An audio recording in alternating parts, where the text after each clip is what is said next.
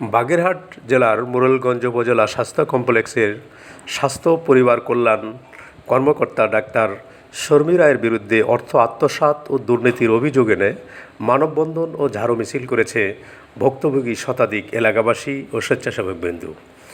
মঙ্গলবার 1 অক্টোবর সকাল 11টায় উপজেলা স্বাস্থ্য কমপ্লেক্সের সামনে এই মানববন্ধন ও ঝাড়ু মিছিল কর্মসূচি পালন করা হয়। ভুক্তভোগী কর্মচারীবৃন্দ এবং করোনাকালীন সময়ে নিয়োজিত স্বেচ্ছাসেবক সহ স্থানীয়রা এই মানববন্ধনে অংশ নেয়। এ বিষয়ে মোরেলগঞ্জ উপজেলা স্বাস্থ্য কর্মকর্তা ডাক্তার শর্মী রায়ের সঙ্গে মুঠোফোনে যোগাযোগ করার চেষ্টা করলে তিনি বলেন, আমি একটি প্রশিক্ষণে রয়েছি, এখন কথা বলা সম্ভব নয়, সন্ধ্যার পরে আপনারা আমার সাথে যোগাযোগ করুন। আমি সংশ্লিষ্ট কর্তৃপক্ষের কাছে আবেদন করছি।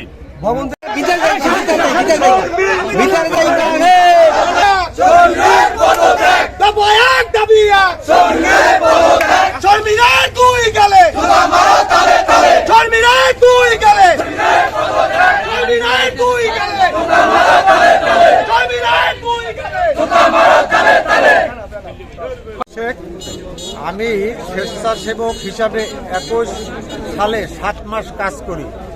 আমার কাজের পাওনা 58,800 টাকা। আমি অদ্যবধিও টাকা পাই নাই। দ্বিতীয়ত অ্যাম্বুলেন্স চলতেছে না, বাহিরের অ্যাম্বুলেন্স দিয়ে তারা একটা মুনাফা খাইতেছে। ডাক্তার নাই, নার্স নাই, রোগীরা আসলে তাদের সাথে কোনো ভালো করে বিভিন্ন রকম হুমকি টুমকি দিয়ে এবছর আমাদের টাকা আত্মসাৎ করেছে। আমরা তার দ্রুত পদত্যাগ চাই এবং আমাদের ন্যায্য পাওনা টাকা বুঝে চাই এবং এর বিচার চাই। আমরা হসপিটালে ওটি হলো 3টা এবং এখানেও বর্তমান কর্মকর্তা হল ডাক্তার শর্মী রায়। তিনি হলে যে হসপিটালের ওটি বন্ধ রেখে তার নিজের প্রাইভেট ক্লিনিক এবং হসপিটালের ওটি তার প্রাইভেট ক্লিনিকে নিয়ে ব্যবহার করা হয় এবং হসপিটালে যাবতীয় ইনজেকশন তার প্রাইভেট ক্লিনিকে নিয়ে তার ব্যবহার করা হচ্ছে। এবং ক্লিনিকের নাম কি? হসপিটালের ক্লিনিক রাইসিয়া ক্লিনিক এবং তার আরেকটা নতুন ক্লিনিক আছে গ্রিন লাইফ। আমি অনেকদিন আসছি বাচ্চা নিয়ে, ওনার সাথে দেখা করতেছি।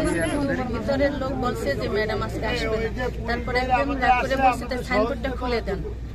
উনি তারপর আমার সাথে অনেক রাগারাগিও করছে। আমি রাগ করেন কেন, একদিন তো পাইনি, আসবে না কিন্তু সাইনবোর্ডটা কিসের জন্য থাকবে ওনার?